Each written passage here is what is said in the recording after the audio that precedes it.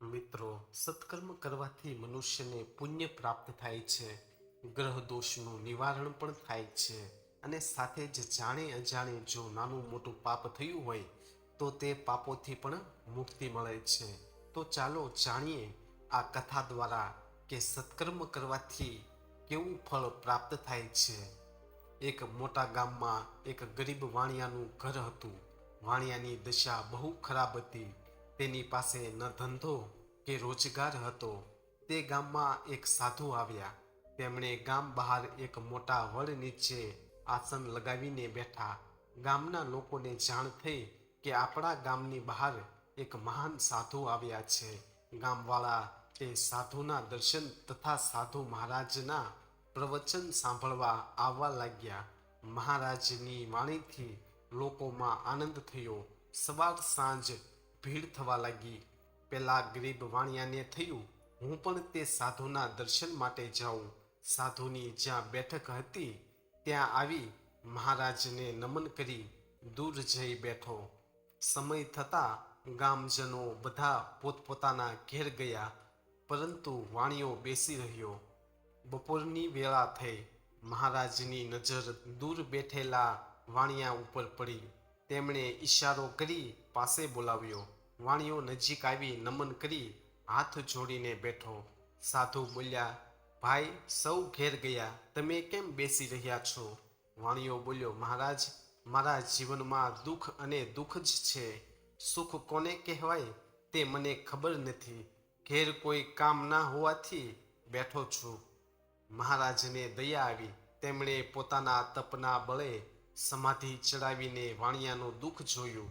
સમાધિમાંથી ઉતરીને મહારાજ બોલ્યા, બેટા, ખરેખર તારા જીવનમાં દુઃખ છે, પરંતુ બેટા, હું તને મારા તપના બળે તારા જીવનમાં 5 વર્ષ સુખના આપવા માંગુ છું.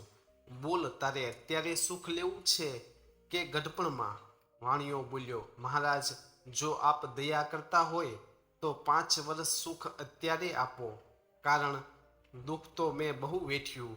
હવે સુખ આપો, પાછળ તો દુઃખ વેઠી લઈશ. સાધુ બોલ્યા, જા, આજથી તું જે કરીશ તેમાં તું સફળ થઈશ. આ સાંભળી વાણિયાની હોશ વધી. ઘેર આવી વધી ઘટી ઘર વકરી બજારમાં વેચી તે પૈસાથી સામાન લઈ બજારમાં વેપાર કરવા બેઠો. થોડી વારમાં લાવેલ સામાન વેચાઈ ગયો. તે પૈસાથી બીજો સામાન લાવ્યો, તે પણ વેચાઈ ગયો. આમ કરતાં કરતાં તેનો ધંધો જામી ગયો.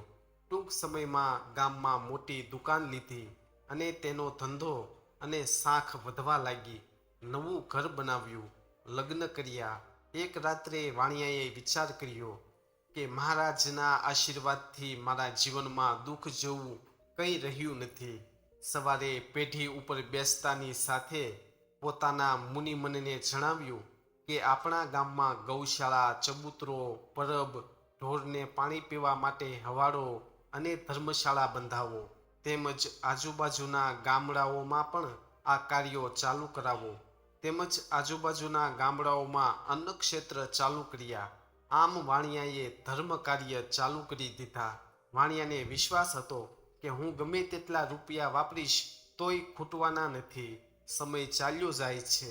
વાણિયાના ઘેર દીકરાનો જન્મ થાય છે. આમ સુખમાં 5 વર્ષ પૂરા થવા આવે છે. એટલામાં ત્યાં ફરતા ફરતા 5 વર્ષ પહેલા આવેલ સાધુ ફરીથી એ ગામમાં આવ્યા. લોકોને જાણ થવાથી તે સાધુના દર્શને આવવા લાગ્યા. આ વાત જાણતા વાણિયો પોતાના પરિવાર સાથે મહારાજના દર્શન કરવા આવ્યો. આવીને મહારાજના ચરણોમાં માથું નમાવી પગે લાગ્યો. મહારાજે વાણિયાને ઓળખી લીધો અને બોલ્યા, કેમ ભાઈ, મજામાં ને?